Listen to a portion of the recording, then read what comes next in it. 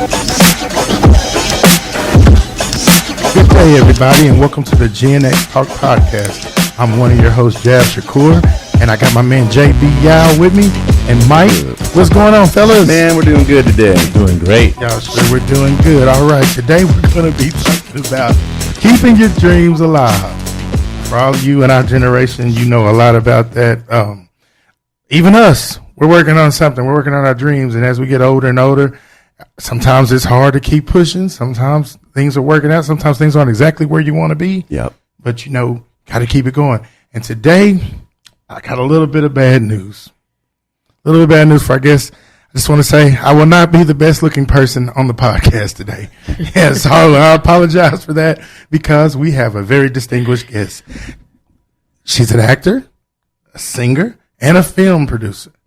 And her name is Sheran Goodspeed Keyton, and we want to welcome you to the Gen X Talk Podcast. How are you doing today, Sheran? Thank you. I'm doing good. I'm glad to be here today. We are so glad for you to be here. Real quick, before we get all the way into our topic, everyone knows we do the segment Let's Eat. And for you all that are just listening for the first time, no, we welcome you. Let's Eat is just a time where we talk about different trending topics, maybe something that's going on, not, off from our original topic. And one of those things we want to talk about that's real big going on in our area, in our city where we're based out of, is the Colorado Buffaloes versus the TCU Horned Frogs. Big game. Real big game. What do y'all think? I know a lot of people, we sound kind of dead, but it is big. The main thing that I want to just highlight is that Colorado was 1-11 last year. And TCU was like dang near undefeated. I think they might have lost the game. But they went all the way to the championship. They did lose there. But, for them to be going against each other right now, and the coach, Deion Sanders, he's like a hometown favorite. He's not from here, but he's been here since we were kids. Well, yeah. Deion's been here a long time. Well, he's been a player, Yeah, played for the Dallas Cowboys, who I am not a fan of. But that's our home team. We got to love them. Not everybody's perfect. You got to love them. It's okay. Love them. And it's just a lot of big talk. So if y'all want to discuss that, your predictions, actually the game's going on right now. So, let us know about that. And then also, I want to talk about rumors, y'all. Stop the rumors, please. Social media is killing us. This week we had a situation with, everyone knows Steve Harvey. Yeah. Steve Harvey and his wife. There was something going on that I even hate to repeat it because I feel like I'm spreading it. But they say that she was sleeping with his bodyguard, man. The bodyguard and I think the cook. And people were actually believing this. Now really think about this. This doesn't even sound right. Why would she? The bodyguard? Yeah. The cook? Yeah. Hey, what did he do? Make her some strawberries and chocolate? How did that happen? And it went on. And I just wonder, since our guest is here, with you being, an actress and a singer, how do rumors, how do you deal with things like that? Because have you ever experienced anything like that? I have, and almost identically that. Somebody who I had never even met before, but apparently I was having an affair with them, which people who know me know better than that because I don't. What's the phrase? I don't want to cuss, but I don't shit in your own backyard. Yes. No, it's something where you sleep. I don't. Yeah. Or where you eat. I don't poop where I eat. Whatever. Shit where you sleep. Shit where you sleep. Shit where you eat. Something with shit in it. I know. Shit too close to the bird's nest. Whatever that is, I don't do people I work with. So I'm like, that's absolutely not true. Yeah. Man, the way I really deal with that is I just keep my circle small. And I also make sure that everybody who even comes in contact with me knows if you didn't hear from me, it didn't happen. It's like that old song. What is it? Don't ask my neighbor, come to me. Yeah. Don't ask my neighbor. Yeah. Yeah. So if you all do want to comment about that, we'll try to keep up with your comments and we'll try to respond to them the best we can. And Mike, you had something going on you wanted to speak on. Not really, other than rest in peace, Jimmy Buffett. That's big. He is no longer with us. Jimmy Buffett. I was saying, people call him a parrot head. You're a parrot head if you follow and like Jimmy Buffett. Yeah. So I'm thinking all the parrot heads out there, because the beach and the things he talked about, the tequila, margaritas and shit, Parrot heads right now are really upset. So you might see a lot of people wearing like colorful shirts and, wearing their flip flops. That's kind of, I got mine on today. You can see. The things parrot heads do sound kind of cool. What'd you say? Tequila and what else? Tequila, they do like a lot of guitar playing. Like I said earlier, I got my guitar in the corner. Y'all be lucky I didn't whip it out. Maybe we could be a paired head together. We could, because I like the tequila and you play the guitar. And I hear she sings, but right now I know you're kind of taking a hiatus, right? I am. Okay. For another month. Yeah. For another month, that's all right. But she mentioned the Billie Holiday. I was about to whoop out the very thought of you. I could put in some jazz tones. Yeah. What about who? Somebody else passed. What's his name? Bob Barker. Bob Barker, dude. Yeah. Man, that was the big one. I thought that man was going to live forever. How old was he? 100? Like right at 99 or 100. Yeah, they say he got it close to 100 without going over. Well, he would have been about my grandmother's age. You're right. And my grandmother loved that man, Bob Barker. Yeah, she loved him. I remember we used to sit there and I thought he was the guy from Mr. Rogers. That's who I thought he was when I first saw him. Yeah. My grandmother used to watch that guy. That's what I'm saying. We all look alike. Yeah, y'all do. They say it a lot. We all look alike. That's all right. Yeah. Well, hopefully my hair isn't gray of those guys yet. I just want y'all to know, in case I've never said it before, I'm white when the lights go out. Yeah? Yeah, I am. I really am. I'm trying to understand what that means. If you turn the lights out, I look just like a white guy. I'm white. Oh, okay. Yeah. You can't see me, but I am. my scientific mind's like, what the fuck does that mean? It's just the truth. When the lights are out, I'm white. That's white. all right. Yeah. Well, that's okay. No, I'm black the waist down. So we all have our different parts of races in us. Hey, I'm Mexican in the kitchen, y'all. I can't even come up with anything. Are you just black? I'm just black. That's okay. We accept that. Just so you know, you don't have to be anything but black. Thank you. Okay. I was over here having identity crisis. I was like, well, that's it. Yep. Well, so I'm excited to have you as our guest, as a matter of fact. And one thing we were talking, and he mentioned having you on. We were excited. We said, you're a Gen Xer. We're not going to ask your age. We're not going to do that. Yeah. But you're a Gen Xer. Yeah. And it's harder when we get older, if you will, to want to keep your dream alive. But you seem to be doing something, momentumizing being in the arts and crafts or the arts entertainment industry, because that's a hard, competitive world to be in. It is. What keeps you motivated, and how do you stay motivated with someone that's a Gen Xer and to keep that, that momentum going? I just try to stay as relevant as I possibly can. I try to stay as cool as I possibly can. Yeah. I mentor a lot of young people. And so I ask them, I'm like, so, what can I do? What can I wear? So I still stay me, right? Especially as a live performer. But, I do little cool things. So I'm palatable, desirable even for young people, Gen Xers, older people. Like, I just try to do everything I can to stay relevant, Yeah. Well, I try that too, but I don't get movie roles like you and and I don't sing. So there's got to be some secret sauce somewhere in there. You know what? I work hard, man. I work hard. Like even right now, like I got like all 8 of my phones sitting on the table right now. I'm emailing and texting, and I work hard. I work hard, and I've been saying ever since I was very young, when I die, I want no regrets. So even if I don't make it to be as successful as I thought I would be, right? Yeah.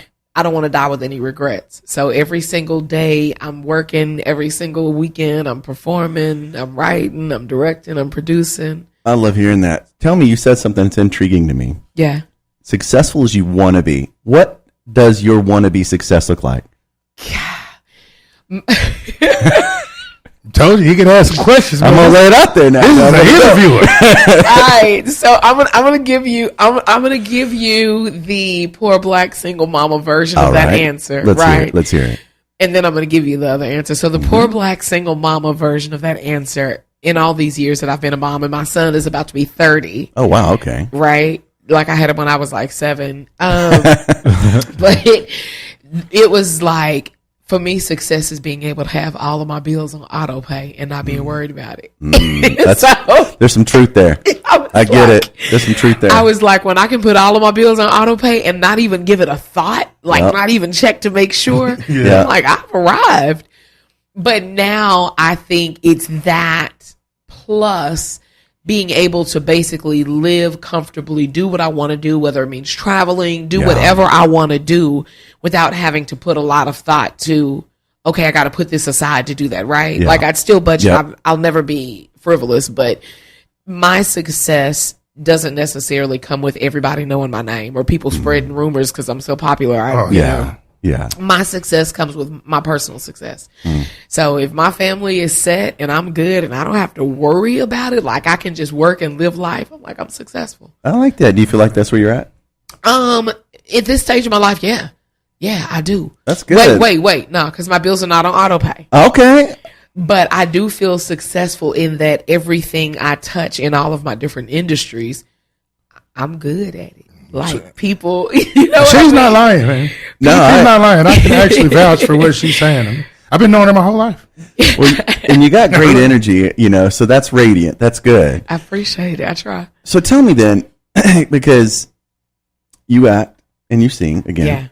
Yeah. And there's a lot of folks that are not even Gen Xers, but just specifically Gen Xers that have this dream where maybe they want to be an actor, an actress, such as yourself. My question would be, how did they get started? Do you ever get asked that?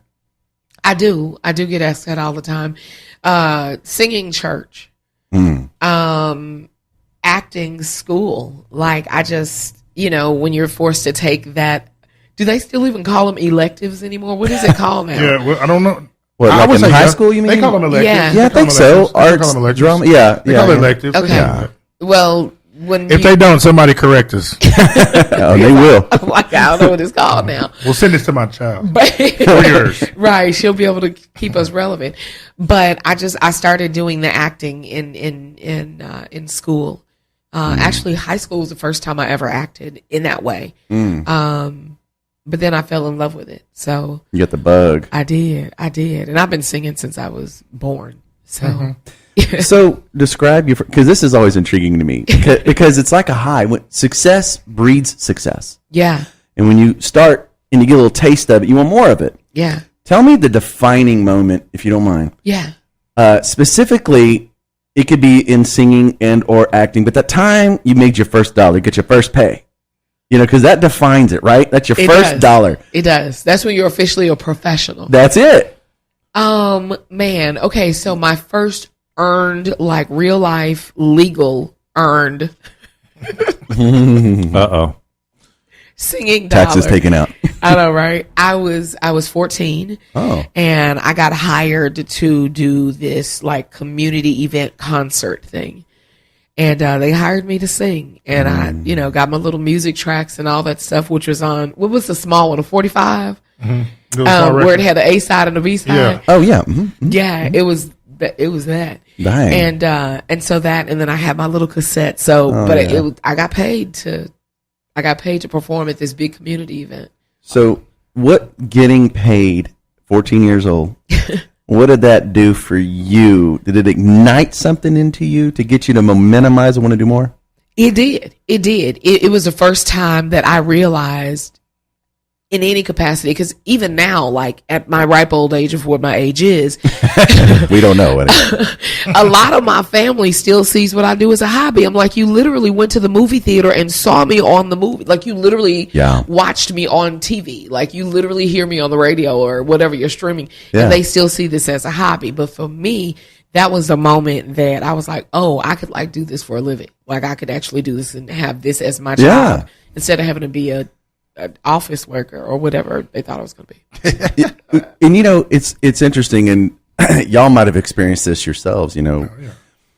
But a lot of people, what they do, and I know you guys agree with this, is they want to project what they can't do on you. Exactly. And they want to say, you know what? I don't think you should be an actress. I just don't think you should go down that road. I don't think you should be a professional singer. I mean, you got a nice voice and everything, but I just think that you shouldn't do that. So a lot of people buy into that shit. Yeah. And it stunts their ability to even try. Yeah. Did you experience that? And if so, how did you persevere?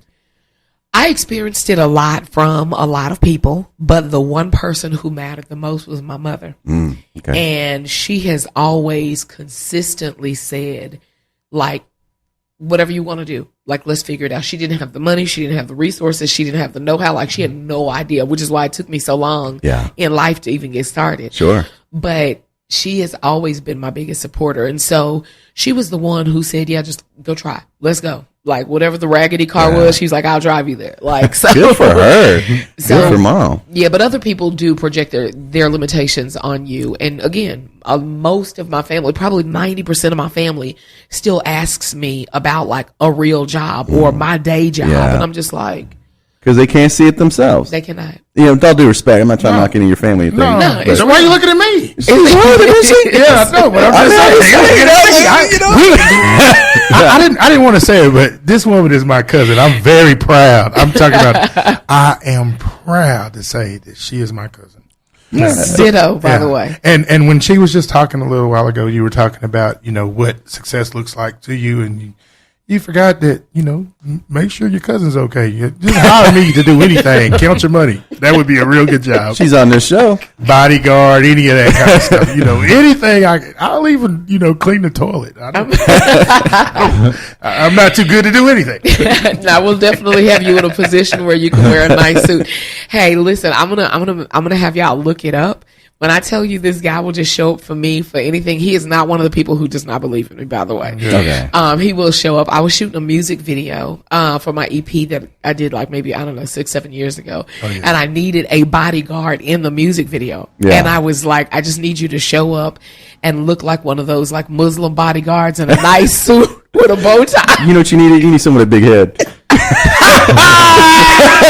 That's what you got. Hey, I'm gonna tell you something, man. You ain't gonna be able to just talk about me in front of her. We represent, man. Yeah, I got that's what I was. That is very true. Yeah, that is very true. I'm gonna kick you under the table, but and he showed up, man. So he's like in my music video, the first scene of my music video. You see him walking in front of me. I saw it. Yeah, I saw it. It's a good move for me. It's You good. know how much clout I got from that video. Yeah, I see. I'm You know sure. how many women I didn't sit that. Look at me.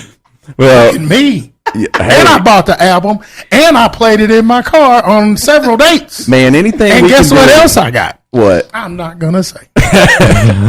Anything give us leg up? Maybe, Mike, you should think about jumping into a little acting or something. You know. Well, actually, I have before. I was in a Wing Street commercial back in the day. Yeah. Were you really? Yes, I was, and Like, it never when- aired. Oh shit. Okay. Yeah, here's what happened. There's a story behind this. So I got paid $40 to be in this Wingstop commercial. And the thing about me is I am not a fan of condiments, okay? I don't like ketchup, mustard, mayonnaise, ranch, whatever. And for whatever reason, my part in this commercial was I like to take my wings, dip them in ranch dressing, and take a bite, and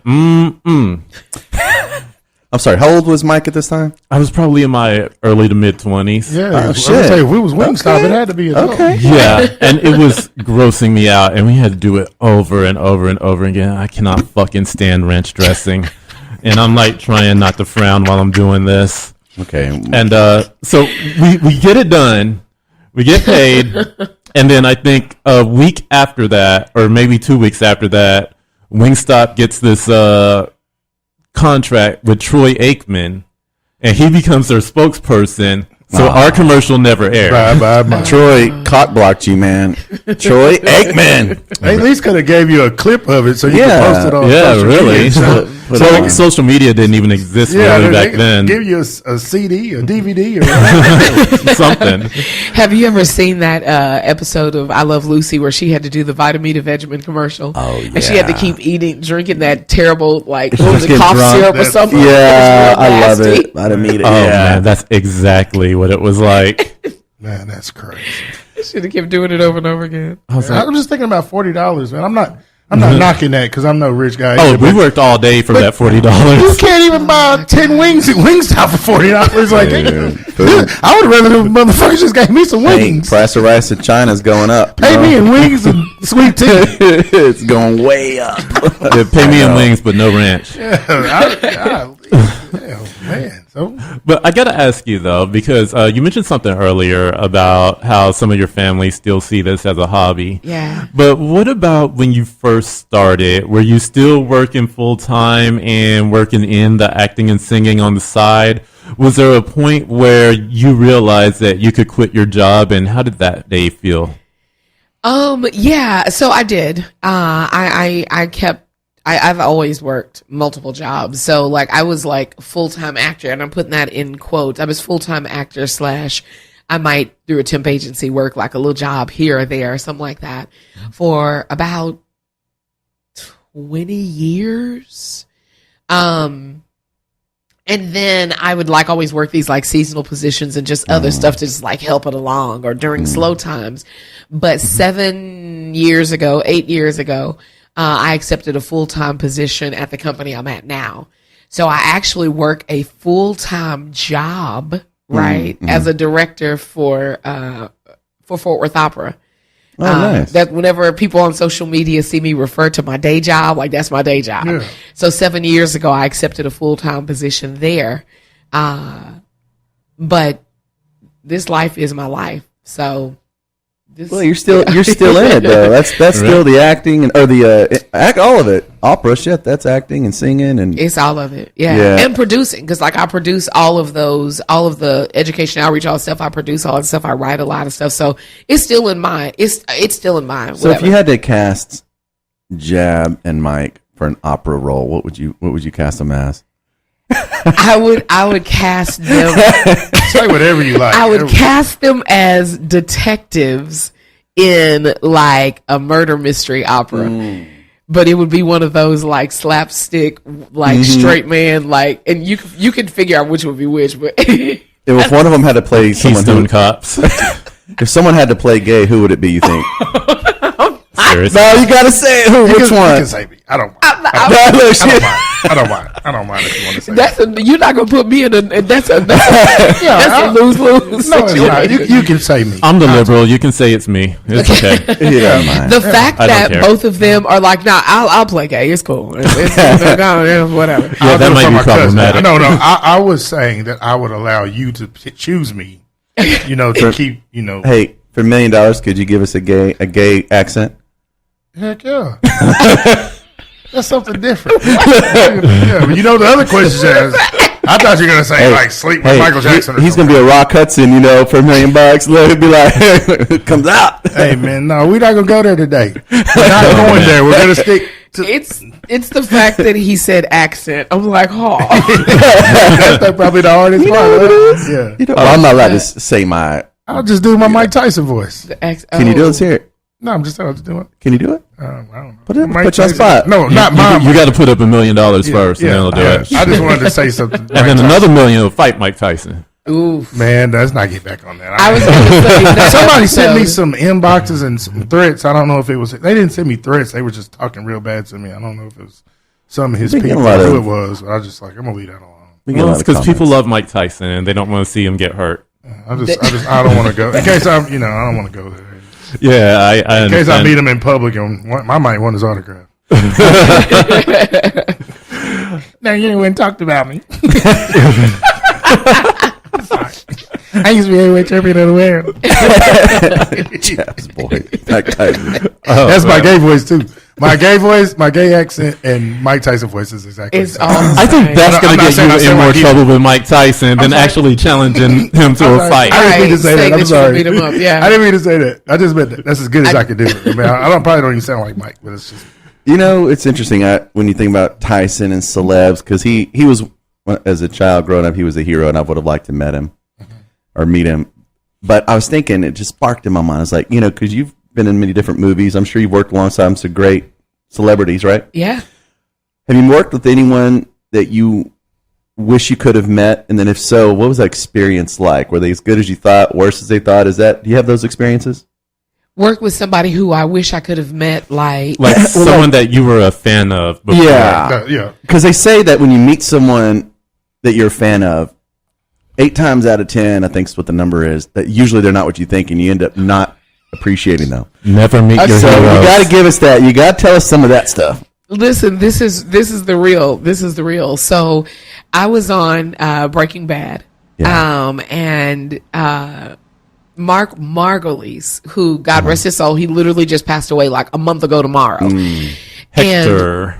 Yeah. He played Hector.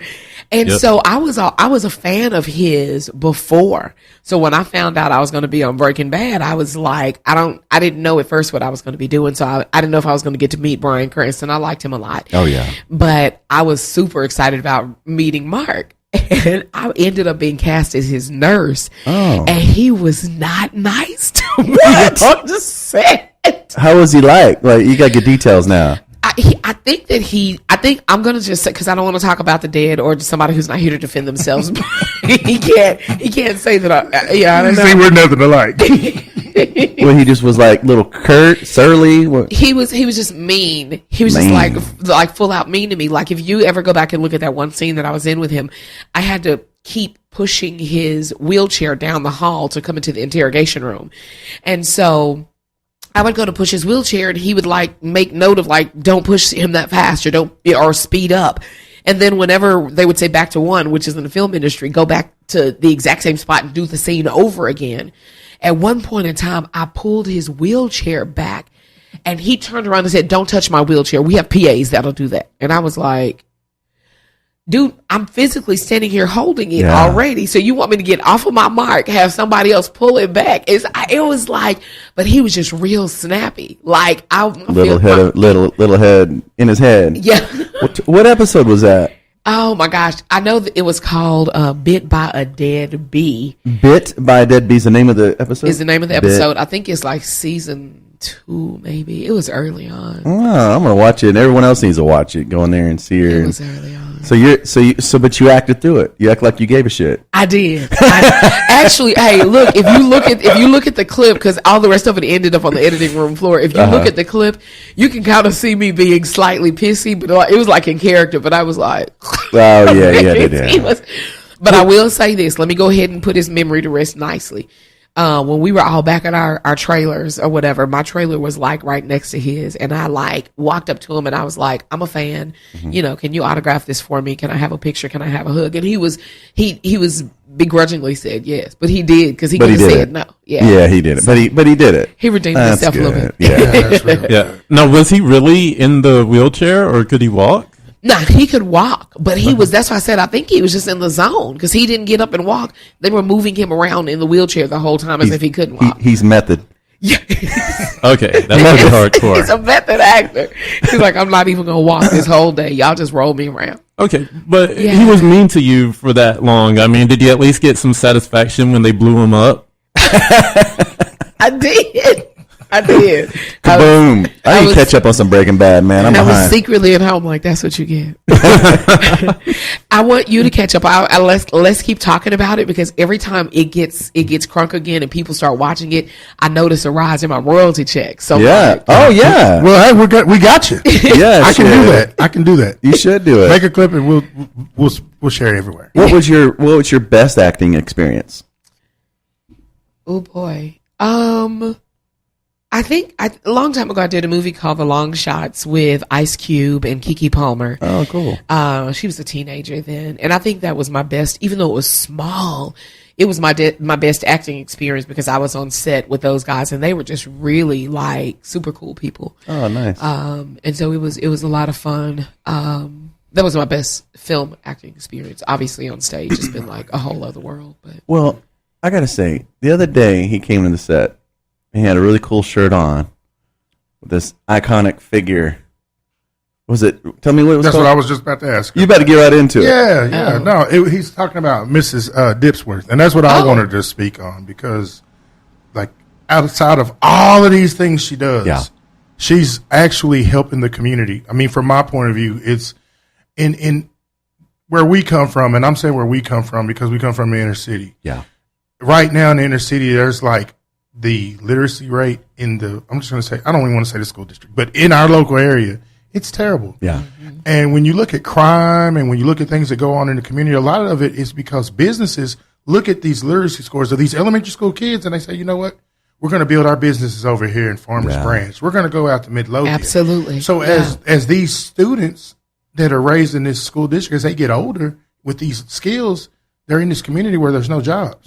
So Yeah. they have to, you either have, if you're educated, you have to drive way out to work or you stay here where there's no jobs. And then that's where crime comes. And this is my perspective of what she has this character, Mrs. Dipsworth. I'm going to let her talk about it. I'm not going to steal the show, but she was working with my nonprofit, actually helping me out, getting me exposure, getting her exposure. And I mean, it's just beautiful when you see these children and what they do. And you're like, this is something that she's, and I know she wasn't getting paid a lot of money. I know that it was taking a lot of time. I actually watched this woman. She's like Superman, or she's a character.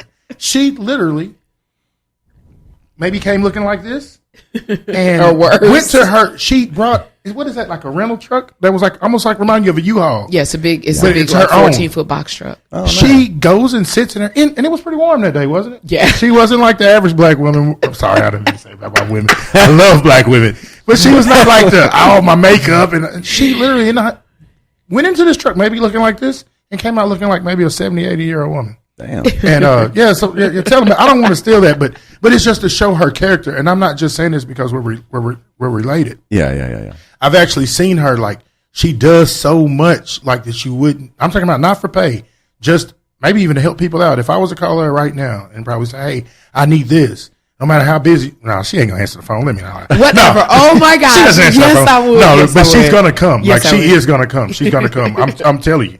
She's going to be there for whatever it is, no matter how busy her schedule is. And unless it's something that she literally cannot do. Yeah. And you don't find that, not even in my family, you don't find that from anybody. And so I have to speak on her about that. But tell us about Mrs. Dipsworth. And we'll upload some pictures too. Yeah, that's what I said. I'd love to see some. And it got me to wear a purple and pink shirt. Remember that? With glitter. Yeah, with glitter. Yeah, The font is glitter. Yeah. Mrs. Dipsworth is a character that I created about 10 years ago in response to what he just said. Like the literacy rate in these inner city schools, it was just really, really disheartening. And one of the things, two of the things, three. Okay, that's it, three. That's my final answer. Shout out to Bob Barker. That's all right. No, yes. So the three things that made me like really create this character, number one, testing in schools was taking over teaching in schools, right? Mm-hmm. So these kids had to be able to pass these tests. And one of the things they had to do to pass these tests is read these long passages on this page. And then they flip a few pages and then they got asked specific questions about what they just read, but they couldn't remember because they didn't comprehend. Oh, wow. And so it hit me hard because my son was in a school at the time that was not filled with people from our culture. Yeah. Our race, and his teacher went off on him because the question was something about a beam, BEAM, and my son was like, I didn't know how to answer that. I didn't understand because I didn't know what a beam was. And his teacher embarrassed him and was like, oh, it's a beam. I mean, it's a beam. And he was like, he was like in fourth grade. He was kind of old. He was probably 10.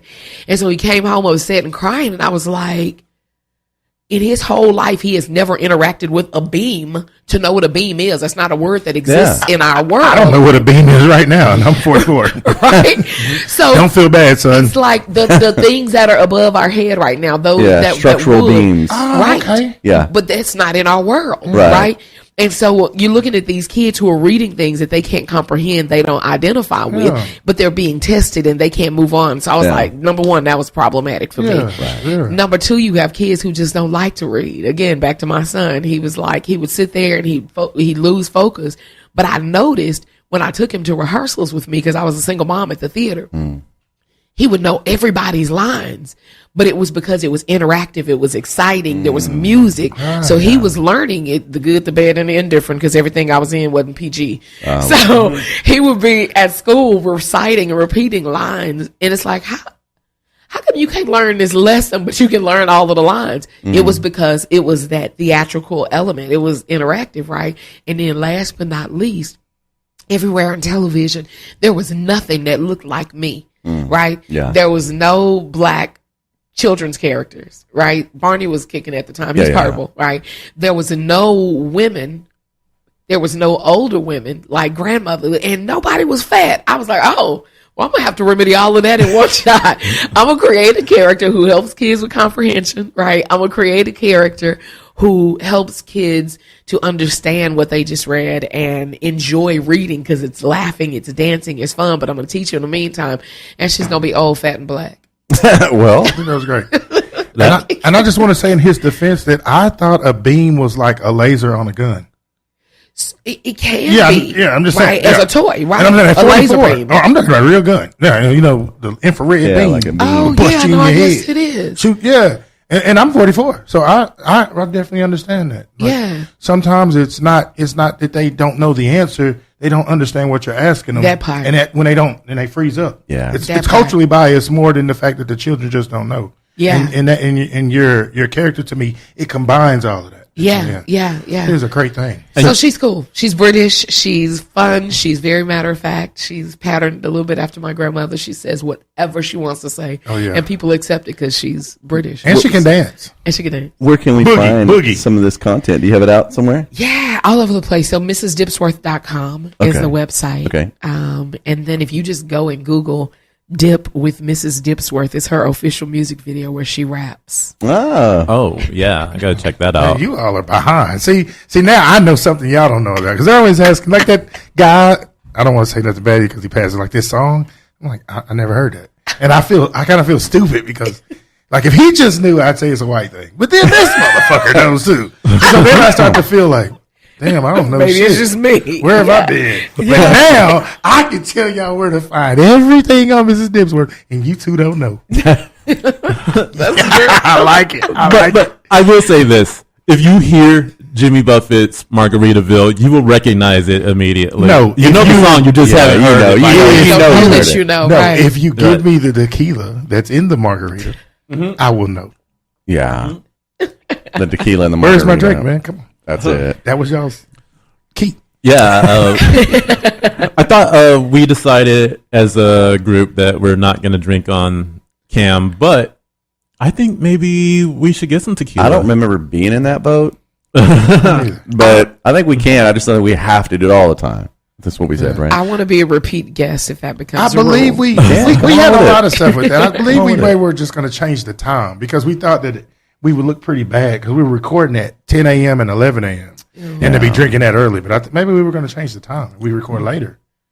Hey, Then we can drink. day drinking is a Gen X thing. It is. Started Okay, a trend. that is our people, our generation. Everyone knows about day drinking. Absolutely. Absolutely. Here, I'm going to do this for Jab, so he can know that we're talking about. Oh, yeah, I know that You one. know that song. Doesn't it make you want to drink something? Right? Immediately. Yeah, Sponge I cake. know that. All right, cut. I always wanted to do that. You did it right when I said it. I was already heading that I'm way. going to be a director. Yes. Yeah, so what else? Like, if right now, the whole world, what would you want people who don't know you to know about you right now? Like, if I didn't know you, if I was telling somebody else who didn't know you about you, what would you want? What would you want to be said? I think on a personal level, I would want you to tell people that I'm one of the most generous and kind and loving people you've ever met. And, hopefully it's true. Hopefully you wouldn't be just saying it because I told you to. Yeah. I think on a professional level, I would want you to say that she is a jack of all trades. That's true. And truly a master of all because she works hard. Do you She think puts that's in the time. Do you think that's in your bloodline? Honestly, because I know being related to you, there's a lot of that in our family. I mean, Yeah. your grandmother, your father. Yeah. We had drive I had an ambition, or what do you uncle. mean? I had an uncle who was her father, who was a pastor. He was a construction worker, not just a worker. He Oh, I owned his see. own company. I'm talking Contracting about company, yeah. a contractor. I'm talking about building the big Yeah, shit, yeah. the downtown shit. Yeah. not no No, clubhouse. I got you. Yeah. He was that guy, and he sang. He went to prisons and spoke to people. He's a father. He's an uncle. I stayed at their house almost all the time because they had all this food, and they were the first people I knew with a big screen TV. Oh, wow. I mean, they had a big, like a 50, 60, 70 It was inch back in gigantic. the 80s. Yeah. It was Wasn't it? gigantic. I'm Yeah. talking about Big old giant box. I mean, yeah, all the Yeah. Nintendo games, all of them. Wow. Yeah. Oh, not the free ones that come with the Nintendo. Yeah. Ones you go buy. You know they got money when they got extra games. Hey, I'm not. It was pretty nice, man. And Yeah. like I noticed that in a lot of people, and our grandmother, and then in Sheran. Yeah. And Sheran's probably the most versatile of everybody, far as boom boom, like that you actually Yeah. see it in her everyday life. Me, if you talk to him, you're like, yeah, he does a lot of different stuff, but she does the big things that matter. A lot of them. Yeah. Thank you. Yeah. Well, that's inspiring, and that's what this episode's about. You know, it's that inspiration. Because is life over? Is your ambitions over? Being a Gen Xer, being middle aged, let's call it. No, I don't think so. I think it's just like everything else. I think you just recalibrate. Yeah. I think that you stop every couple of years and you look at what worked and what didn't work, and then you recalibrate. You know, and for a woman, and this is a question I'd be interested in, because women have a harder time. I'm not saying you specifically. Yeah. But anecdotal experience, or things I've dealt with. All right. I have learned that women have a harder time aging because women usually bring the beauty to the world, right? Yeah. They bring the beauty. Yes. And as they age, as we know, beauty can begin to fade. I'm not Yes. saying it's your case scenario, but I'm just saying, it can. Or the American standard. Or the American standard. That's Yeah. a great, Hollywood standard. Yeah. You'll say that. great, We'll say that. good point of, My definitely cousin good point. forever beautiful. So the question is, how do you maintain ambition knowing that maybe there's certain roles with age, certain roles with youthful beauty, if we call it that, as you age, that you feel like you probably wouldn't be able to get or you'd be stereotyped against? How do you handle those types of adversities or challenges, if you will? I think that I move with the ideology that humans are attracted to what they see over and over and over again, right? Right. We all started going to McDonald's because we kept seeing the golden arches like on every corner. It's like, oh, I like McDonald's. Even if you didn't like it, it's because you kept seeing it, right? Yeah. So I use the internet to my advantage. If you look on I post constantly. I'm constantly showing you, this is what's cool. This is what's hip. Check out my new red hair. Look at, and so I keep showing people like this brand of amazingness so that they'll start recognizing, right, this as, That's good, yeah. you're right. I'm subliminally getting into You get in their head, all right. I'm like, you didn't even know you wanted a big black girl with red locks, but I got you. And I think it's your personality too. Like even outside of me being her cousin, I'm talking about watching. Man, y'all were keeping me when I was. I ain't gonna say little boy because we weren't really that big of age difference. She thought we were because of the way the dynamics of them. They were like my babysitters. Careful, yeah. No, I'm not. No. But we're really. It's not that much of an No, I age got difference, but it seemed like it because of just the situation. I was a very grown up little girl. There you go. Sure. But graduated high school early, all that stuff. She's been like guys always loved her. She's always been cool. Everybody in our family likes Sheran. Like some of us, I'm like, we can be honest, we don't all like each other. Right. I don't know anybody that, if they don't like Sheran, it's definitely they're the problem. Right. And so I think that, and I hope it's okay for me to say that because Yeah. it's her personality that has really, I think, got her to overcome break barriers. Yeah. And she's confident. Like when even like she brought up the big girl, sometimes the Hollywood standard, you don't see the more heavier set women. Absolutely. You even see Monique, as much as she talked about skinny girls, eventually she tried to become one. Right. And it's because of the way society looks at.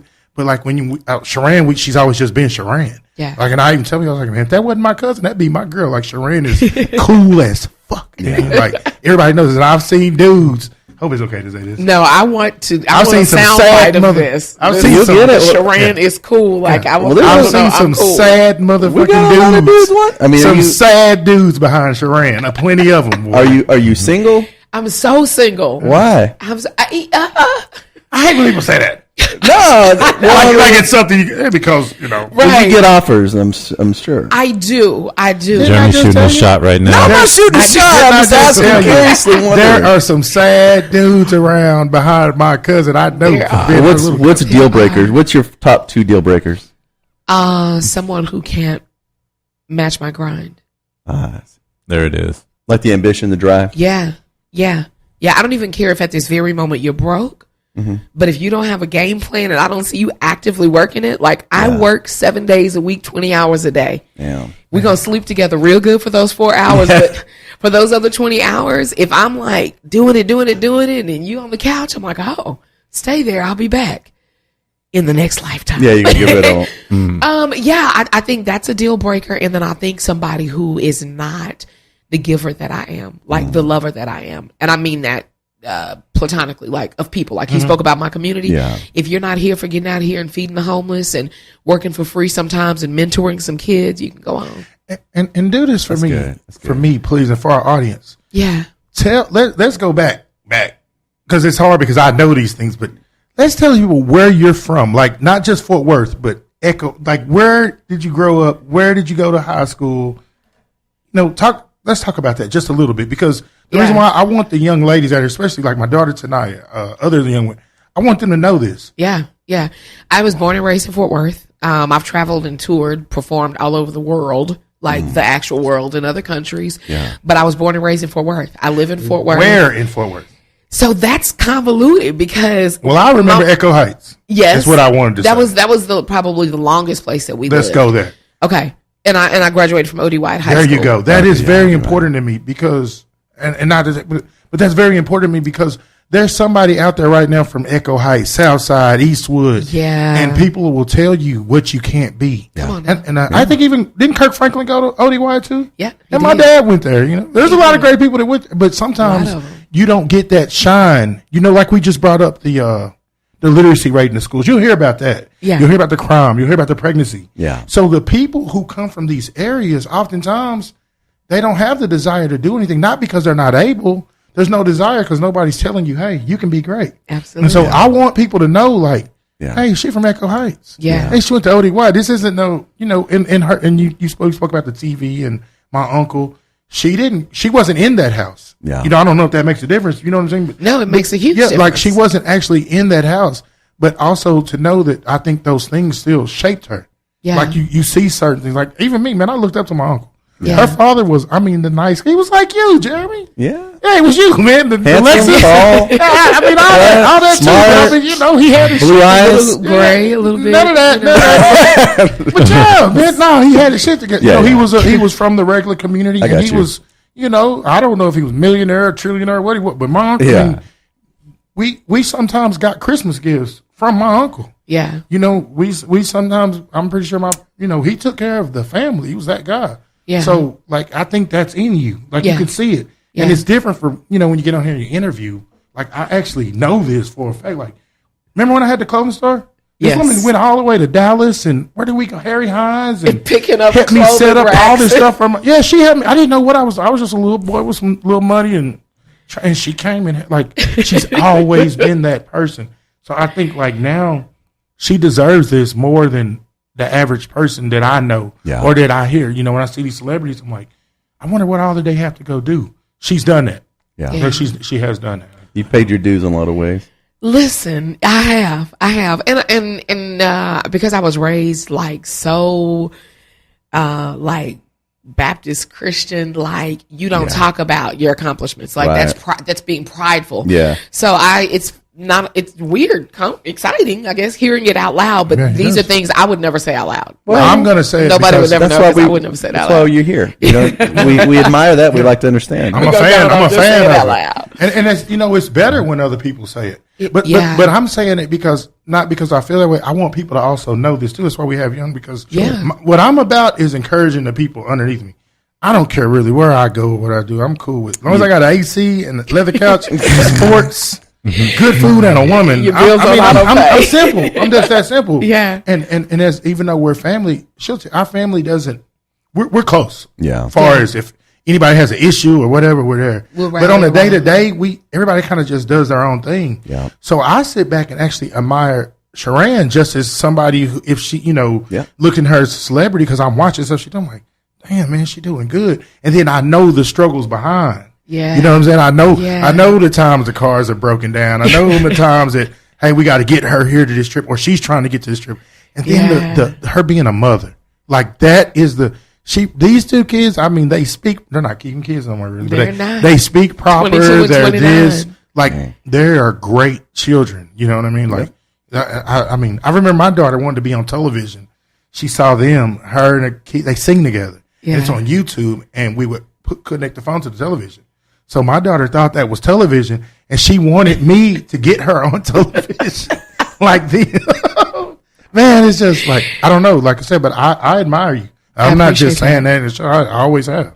She's cool, man. Yeah. I appreciate that. Well, I think the key to what you were saying is that when we were talking about the type of guy that you want is the fact that you do grind 20 hours a day. And that's the part that people don't want to do. They do not. And that's probably why you single, because you ain't going to find too many guys that are going to do that. Well, they've heard me say this, but I'll tell you. Yeah. One of my deal breakers is spending a lot of money on women. I tell them I'm more cheap than horny. That's my go-to. I do.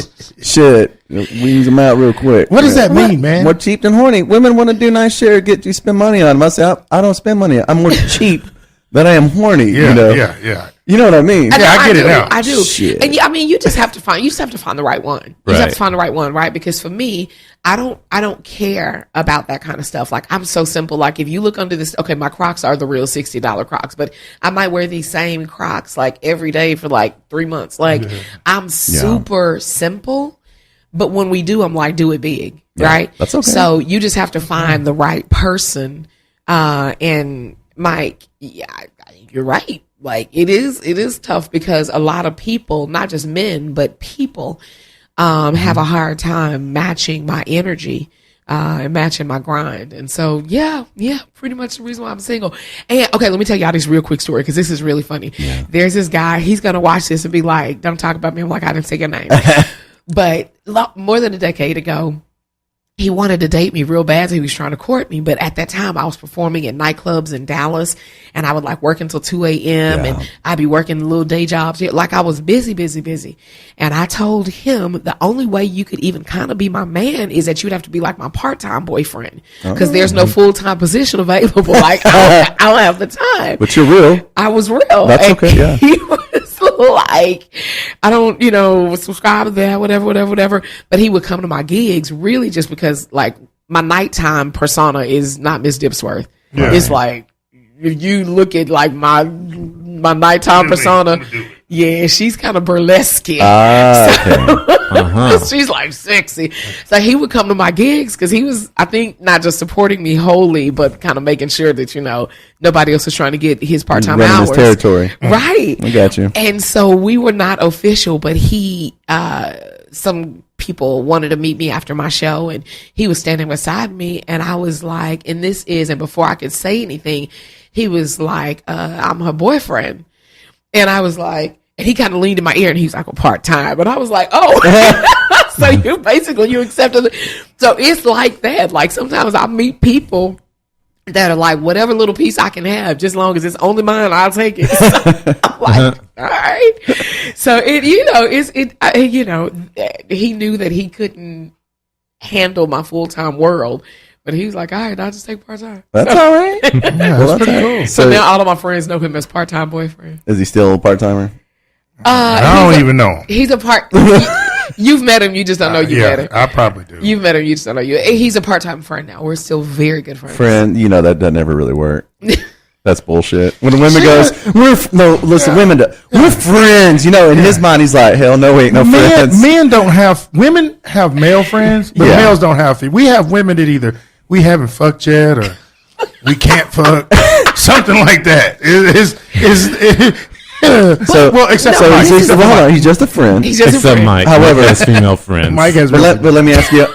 Me too, Mike. Let me ask you an honest question. He's just a friend. Yeah. But if you turned it on him right now, would he go ahead? Yeah, absolutely. So he ain't no friend. That's why I said They're my friends. women. I don't care what they do. I'd never put it on them.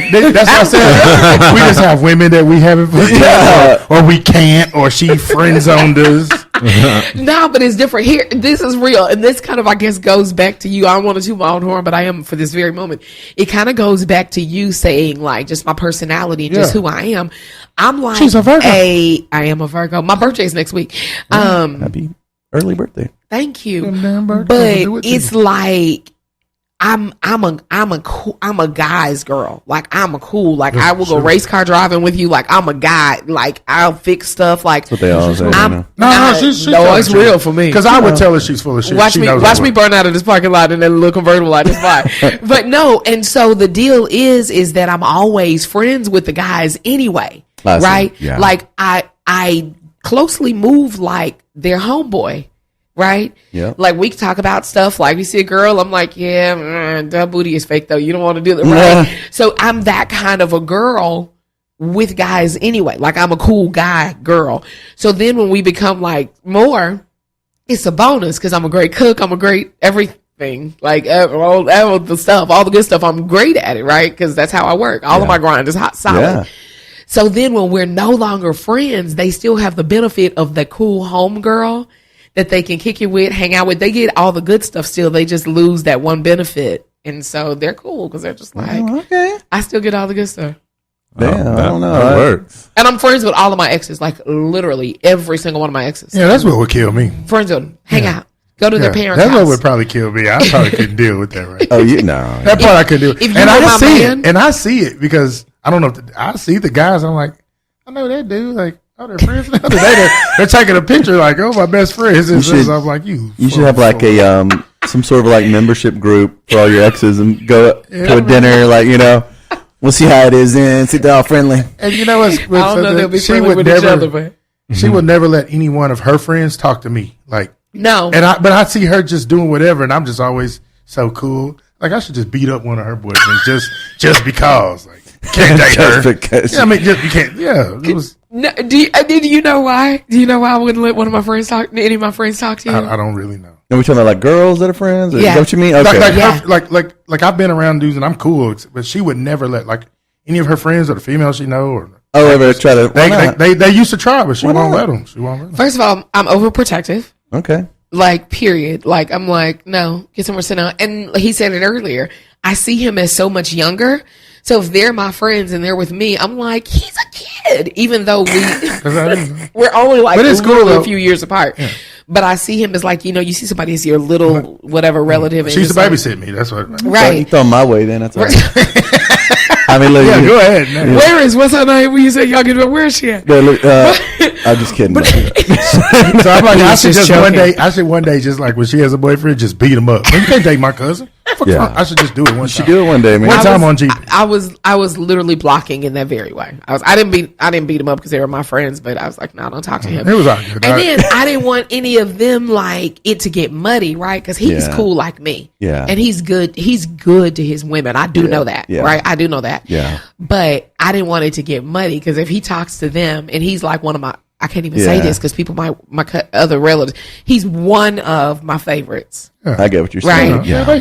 And so it would get muddy. Like if he messed up or whoever messed up, and that's my friend and that's my cousin. Now I'm like, God, You gotta make a decision who you gonna, but you know you're gonna pick. Your I family. was gonna say it wouldn't be a decision. But I'm She so gotta cool. go. I'm so cool that I'm gonna say, hey, I'll fall back, cousin. I'll just see you on Facebook. Yeah. I'm that cool. Stay with your friend, man. I Yeah, always- Another thing, Mike's like, yeah, Go ahead, Mike. I'll take some of that bleed. Family, I'll this- just take some bleed over too. I want to say something else about our family, if you don't mind.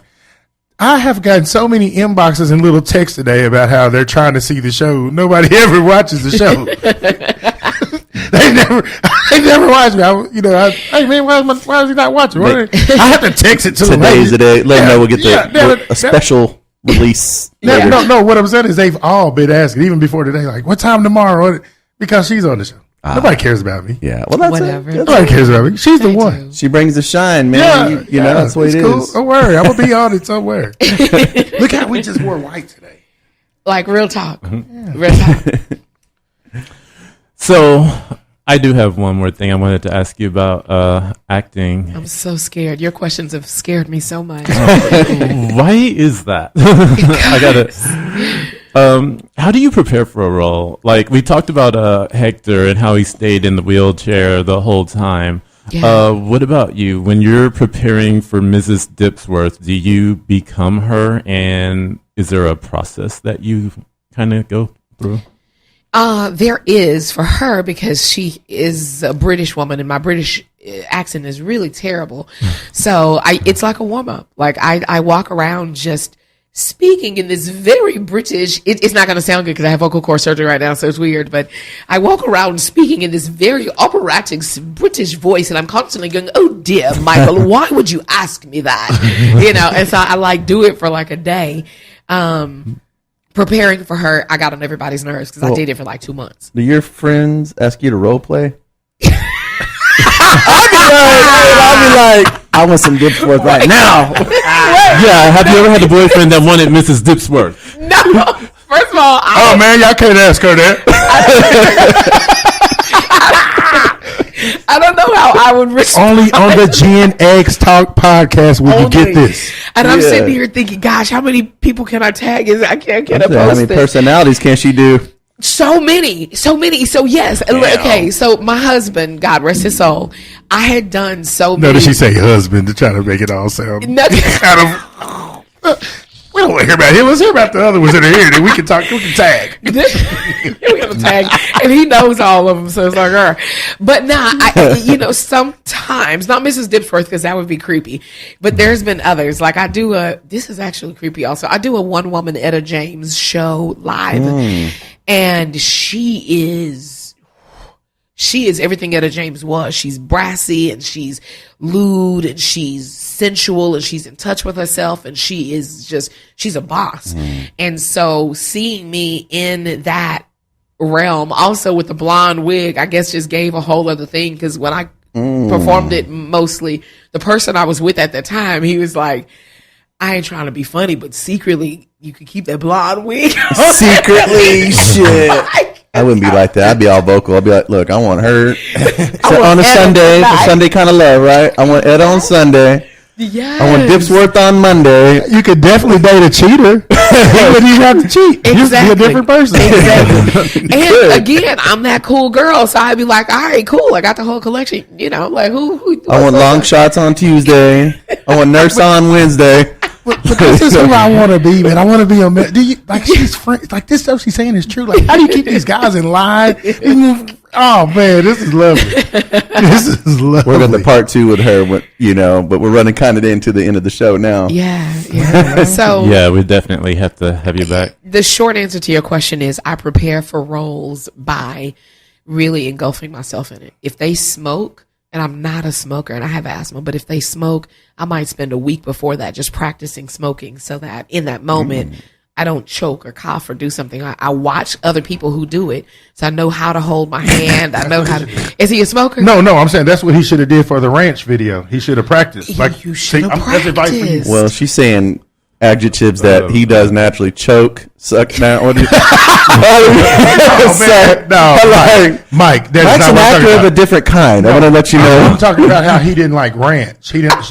Oh, I'm talking about. No, what see- you acting Anthony Steele or some shit? No, I was talking. Mike, This is real. I'm talking real. No, that's not what I was talking. I was Now I talking gotta about go ranch. Google. I'm gonna Google just so you know, No, Mike. I was talking, remember the Wingstop commercial. I'm saying if he had ate know ranch for what like you a mean. week, he could have got used to it. Oh man, that's cold. I gotta dig around. I know that commercial exists somewhere. You should. If we can find it. It is. You want to Yeah. close this out? No, real quick. DVA Productions, give a shout out. Oh, yeah. We Totally. gotta I'm tell sorry. them that. We gotta Yeah, tell them. absolutely. Yeah. Amazing nonprofit DVA Productions. It's my theater company. We primarily focus on education outreach. We have a show coming up with the Irving Arts Council October 28th called Driving Miss Sadie. I wrote it. I'm directing it. It's going to be amazing. Come to that site again. What is it?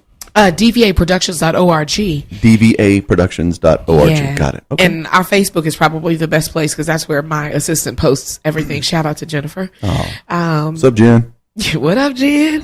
DVA Productions, and then just all of the other social media. Like if you just kind of Google Sheran Goodspeed Keyton, everywhere I'm going to perform pops up. So I'm constantly singing. My band, the Copper Tones, my jazz trio is always in full effect. I'm always singing, dancing, acting, writing, producing. Check out my next movie that's going to be popping up. It's called Just Say It. We just came back from a big premiere in LA. So just a lot of stuff going on. And just don't call her phone. She's not going to answer. She's not going to return the call. I will text Catch her. text me. Text me. Text me. Well, man, this has been a lot of fun, and we definitely appreciate you joining us today. But I think that is gonna be it for this episode. So, hey, everybody watching or listening today, make sure you like, subscribe to our YouTube channel, follow our Spotify, give us a review, 5 stars if you love us, 5 stars if you hate us. And until next time, bye. Bye-bye. Bye. Keep the dream alive. Love it.